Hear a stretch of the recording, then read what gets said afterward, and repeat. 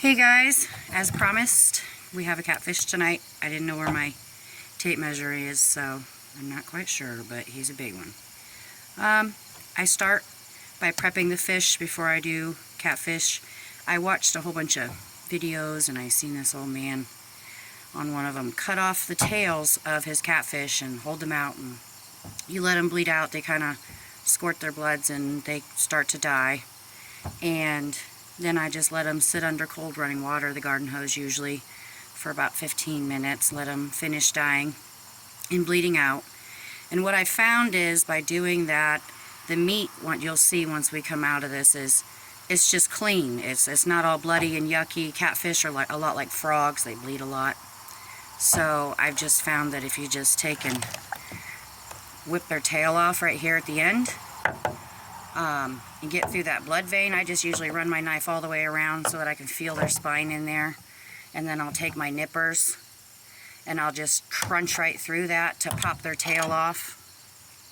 And then immediately, as soon as you pop the tail off, they'll start squirting blood everywhere. So you just kind of hold them out over your space and let them bleed out and do their thing. They'll start kind of shimming and shaking as they're starting to go through the whole shock of losing everything in them. But that's how I prep them. And then the other thing is I don't like messing with their spines. I don't like having to worry about it. So I also just use my nippers and start off by just popping those off. And then at that point we can kind of touch the fish anywhere we want. We can roll them however we want. And we don't have to worry about those spikes holding them and not letting us do what we want with them. So I've sharpened my knives, and at this point we're going to get going. And the first thing I do is I just kind of put the fish, out in front of me. You want to find a feel where his bones are at. They've got their head bones, like the whole back of this. I mean, they're rock solid in this back. So you've got to kind of feel where the soft is, and then here on the side where their fin is, they've got a bone here that I kind of look for as my guide. So, and then on the front it'll be soft here. And that's where we're going to kind of loop around our cut, is we're just going to start here and then bring it up and loop it here, and then we'll work our way down its back. And this top here, you can see, since I've removed that fin, they've got a bone that kind of goes around this too. So when we come down this, we're not just going to be able to go in a straight line. We'll just have to follow that down on the soft spot and then work our way around this part, and then we'll push through. They fillet a lot like just a normal fish. They just got more bones. So, and it don't matter where you start, but I'm right-handed, so I just kind of have my own routine, and I usually start on this side of the fish, and you're just going to go in and you're going to hear that puff of air when you first get into them, where it just kind of gets through their swim bladder. And then now we're going to get up here and we're going to feel for that soft, and just take the tip of our knife and follow along those bones. Okay, until we get, you can hear the spine in there. Just the fish is on its belly, and you can kind of see the middle line here. Just work your way around this, just as I promised we would work around this here, around from here, and now we're working away that middle fin. So you can just kind of keep working your way down. I like to flip them so that I can hold it like this and work my way down their spine. And you just keep poking in right down the middle, and you'll feel it, and then you'll get to a spot where the spine just kind of disappears and your knife will push through. So when that spine stops, just go ahead and let your knife go through the fish, you see, from the back, and then you can feel the spine bones in there. So just kind of wriggle your knife and kind of work your way down to the tail. And since we cut the tail off, you should get a clean end from that. So, and then you can see we're laid open here now. So now we're going to flip him back over on his belly. And I like to work from the top here, and you can see I've got it pulled apart here. I'm going to work the tip of my knife just into that to try to peel the skin or the meat from his back here. So, and they've got a lot of like connective stuff here at their head. So you just got to kind of work around those, or just cut through them if you can. But you just want to get it down to that rib cage. You can hear me clicking on it.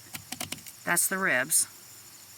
And just keep working down the spine to break away that meat from the spine in there. Follow it down to where you had already come through here, and then just keep doing that. Keep running your knife down the center of this fillet, and it just kind of releases a little more and a little more, and then you'll get to like those ribs, and sometimes they'll just peel right away if you just kind of get the tip of your knife in there. Other times they kind of want to be a pain in the butt, so you've got to kind of get in there and like stretch it away from the ribs. But that's other fish. Sometimes I run into it with catfish, but I haven't a whole lot. And then when you get past that on the ribs, I'm going to go to the back of my knife through this soft spot here where all that connective stuff is, and we're going to just run our knife along that rib cage. Keep your fish on its belly, so we don't want any of that belly meat. So catfish like save their toxins and all the yuck that they've picked up from the bottom of the river or wherever you caught them from. We caught this one out of the lake, but and that's where they store those toxins, is in that belly meat and that belly fat. So we don't want to eat that. So I found if you just keep the fish flat and then run your knife, just keep running it down those ribs, getting it as close to the ribs as you can, then you'll see the silver for the inside of their skin. When you see that silver for right at the side, just run your knife across and cut off your slab of meat. And you can see, since we bled them out, look how clean it is. I mean, I know it's an extra 10 minutes prep because you're cutting off a tail and then you're giving it that little bit to run under the cold water, and you know, you're doing that little bit of extra, but the fish is not flopping around. It's not a terrible, horrible thing that we're doing to him while he's alive. It's not messy. So it's how I do it. It's cleaner. So, alright, so let's flip to the other side of the fish. And it's the same as before. We're looking for that. There's a bone right here, right next to their cheek. You see his cheek? Okay, so this is bone for his head. We're going to put our knife, we're going to use that to our advantage. We're going to push our knife into that bone to cut down into that soft. And as soon as you cut in, just go straight down and you'll get down into that belly again. And then your slice will be at the top. And just as before, we're looking for that soft, and we're just going to bring our knife around to curve it around to be on top of that spine. Poke it in. Oh, then now we're on that bone that I said we'll have to kind of just bow around that a little bit. Now with both cuts you can kind of see.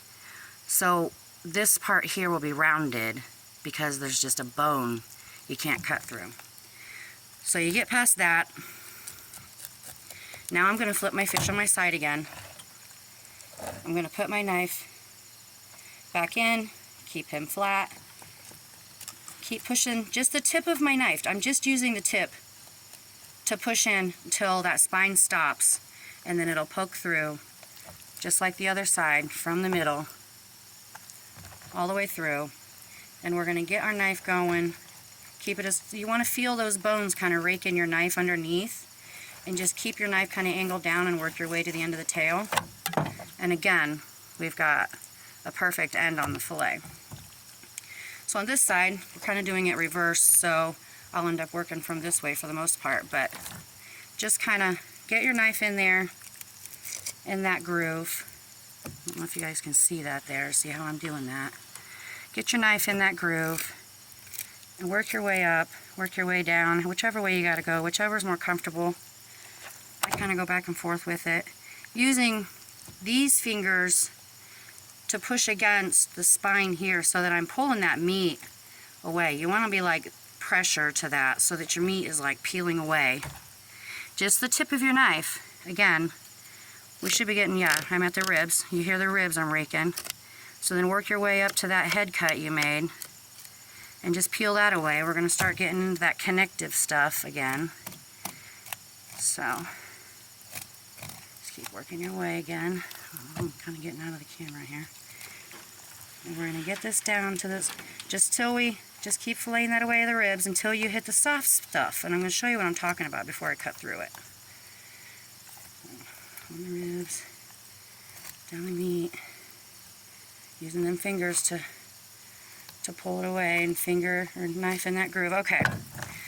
In the head, there's this soft, once you like, okay, so this is what it looks like put together.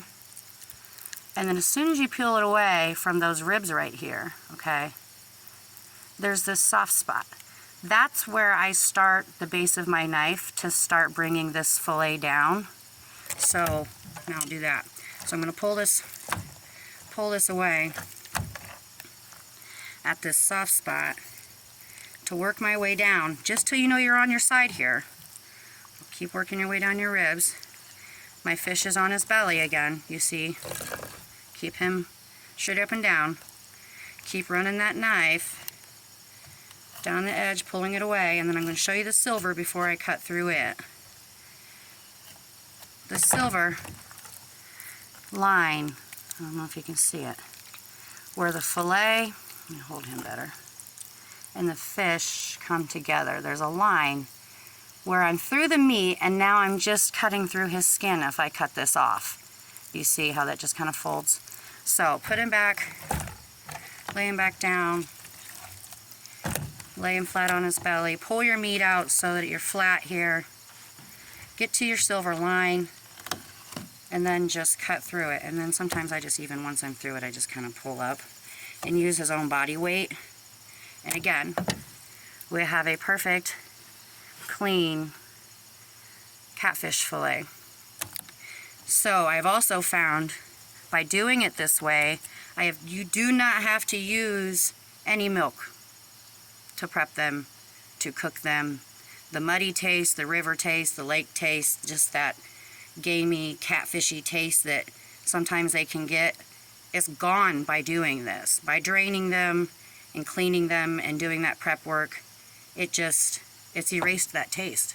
We just did it last night, and I on purpose did not use milk just to see if it really did taste cleaner. And I mean, Audrey, she's the pickiest eater we've got, and she ate it, she tore it up actually. So, but then, okay, now you're left with this.